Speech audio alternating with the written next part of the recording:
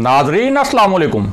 Inside news के नए programme के साथ मैं हूं इब्राहिम राजा और आज हम बात करेंगे कि नवाज शरीफ को इस्तीफ़ा देने का पैगाम असल में किसने पहुंचाया था। इस मामले पर नवाज शरीफ और जनरल राहील शरीफ जब आमने सामने बैठे तो क्या हुआ था और नवाज शरीफ की फ़ौज मुखालिफ दो तकरीरों के दौरान दुबई से कौन सी अहम शख्सियत बराह रास्त शरीक थी। अगर आप इस खबर की तफसील जानना चाहते हैं और आने वाले दिनों में भी अहम मामलात से आगाह रहना चाहते हैं तो हमारे चैनल को सब्सक्राइब कीजिए। और अब बात करते हैं आज के मौजू पर, यानी नवाज शरीफ को इस्तीफ़ा देने का पैगाम असल में किसने पहुंचाया था और दुबई में मौजूद शख्सियत का मामला क्या है। आपको इस इशू से जुड़े 3 हैरान कुन वाक़यात और उनकी इंतहाई अहम तफसील बताते हैं ताकि आप ये पूरा मामला आसानी से समझ सकें। तो सबसे पहले आपको बताएं कि नवाज शरीफ के टेबल पर एक खुफिया फ़ाइल रखी गई थी। इस फाइल के 2 नुकात हैरान कुन और मियां नवाज शरीफ के लिए खौफनाक थे। ये नुकात क्या थे, इसकी तफसील भी आपको बताएंगे और आपको ये भी बताते हैं कि नवाज शरीफ को इस्तीफ़ा देने का पैगाम पहुंचाने वाला असल में कौन था।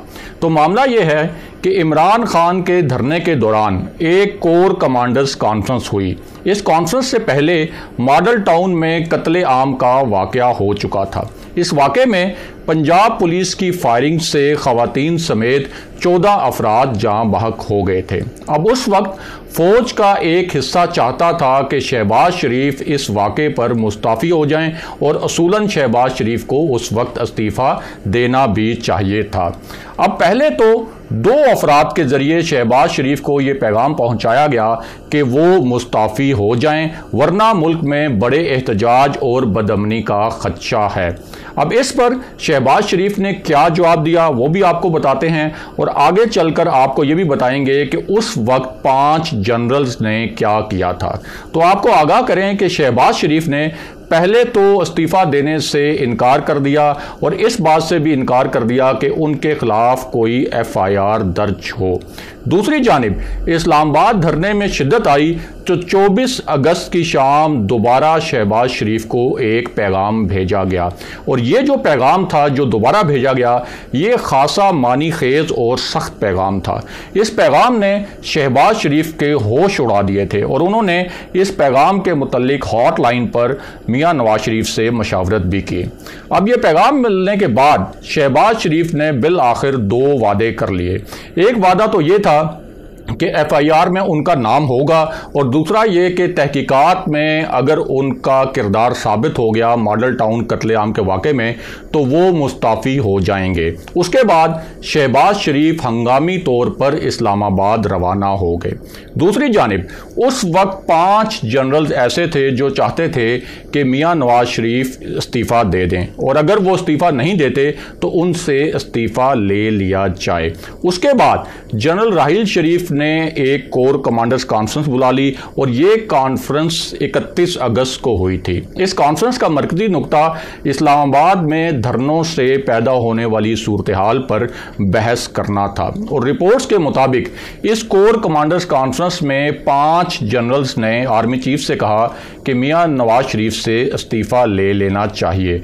उस वक्त तक रिपोर्ट्स के मुताबिक जनरल ज़हीरुल इस्लाम जो उस वक्त ISI चीफ थे वो मुबैना तौर पर कई दीगर जनरल्स और फ़ौजी अफसरान को अपना हम ख्याल बना चुके थे, यानी उन्हें इस बात पर कायल कर चुके थे कि नवाज शरीफ से इस्तीफ़ा लेना बहुत ज़रूरी है।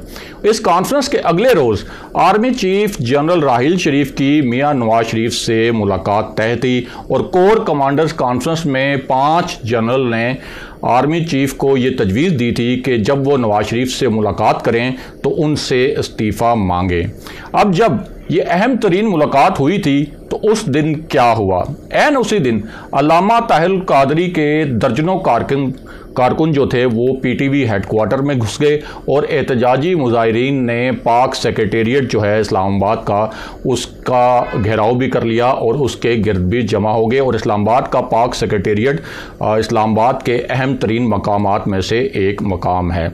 अब इस पूरी सूरत हाल में जब जनरल राहील शरीफ और मियां नवाज शरीफ की मुलाकात हुई तो इस दौरान क्या हैरान कुन बात हुई, उसकी तफसील भी आपको बताएंगे।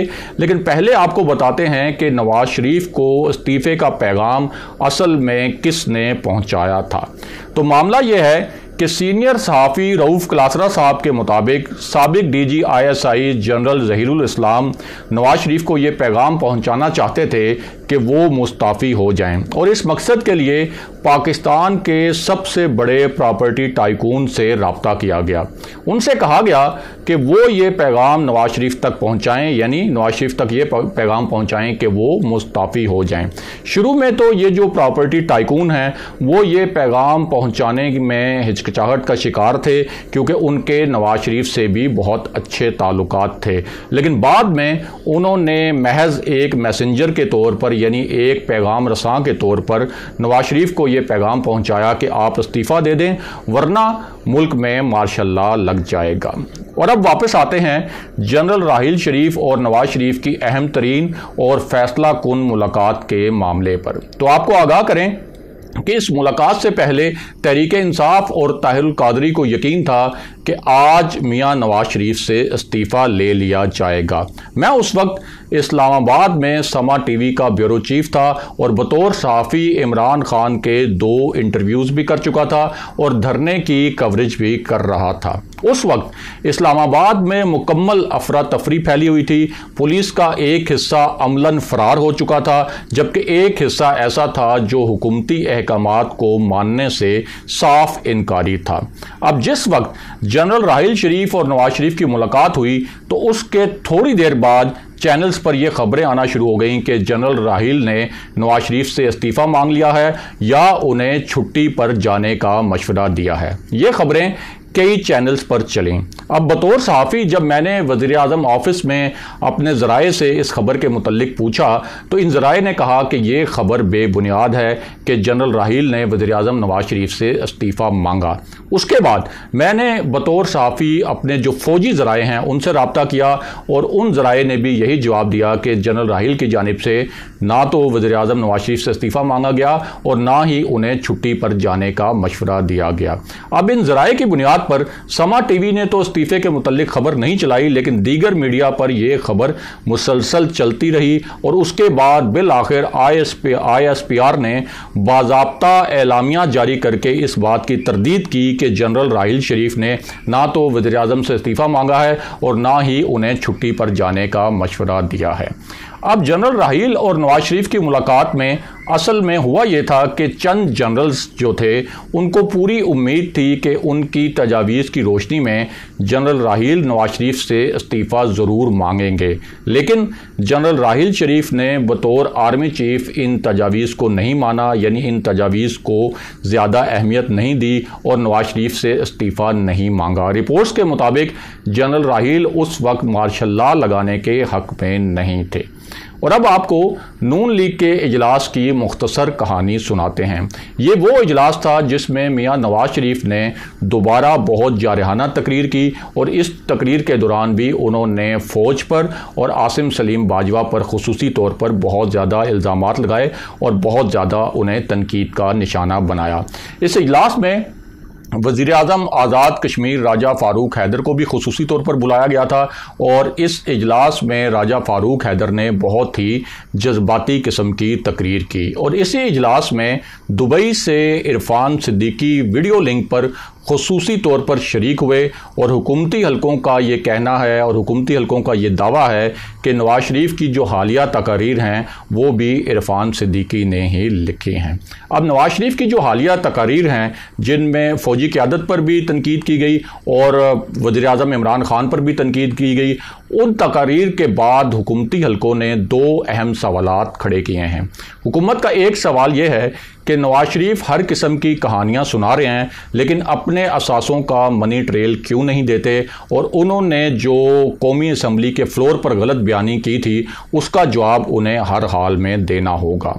हुकूमत ने दूसरा सवाल ये भी खड़ा किया है कि मॉडल टाउन वाक़े में जो 14 अफराद कत्ल हुए थे, जिन 14 अफराद का कत्ले आम हुआ था, उसकी जिम्मेदारी आखिर किस पर थी, क्योंकि उस वक्त पंजाब में नून लीग की हुकूमत थी, वज़ीर आला उस वक्त पंजाब के जो थे वो शहबाज शरीफ थे, इसलिए इसकी ज़िम्मेदारी जो है वो शहबाज शरीफ पर ही आयद होती है। लेकिन इसका जवाब नून लीग क्यों नहीं देती।